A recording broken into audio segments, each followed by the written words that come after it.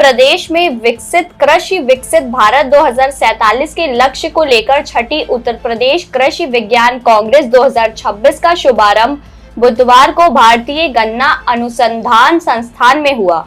मुख्यमंत्री योगी आदित्यनाथ कार्यक्रम में शामिल हुए।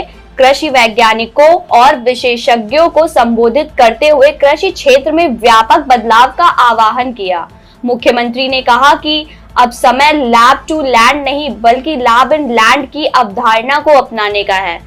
पहले तकनीक प्रयोगशाला में विकसित होती थी और बाद में उसे खेतों तक पहुंचाया जाता था, लेकिन अब खेतों में ही प्रयोगशाला बनाने की दिशा में काम करना होगा।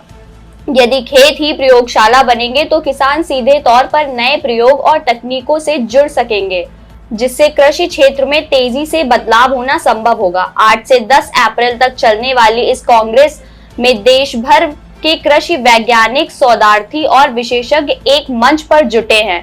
कार्यक्रम का उद्देश्य आधुनिक तकनीक, अनुसंधान और नवाचार के जरिए कृषि क्षेत्र में बदलाव लाना और विकसित भारत 2047 के लक्ष्य को मजबूत करना है। अब समय आ गया है जब लैब टू लैंड नहीं बल्कि लैब इन लैंड, यानी पहले क्या होता था, लैब टू लैंड, तकनीक का प्रयोगशाला में निकाल करके तब खेती में ले जाया जाता था।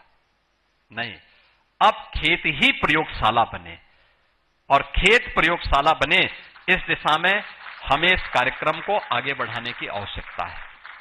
ये महत्वपूर्ण होगा कि लैब यानी खेत ही लैब बने और उस दिशा में हम प्रयास कर सकेंगे तो वह एक बड़ा कार्य उस दिशा में हो सकता है।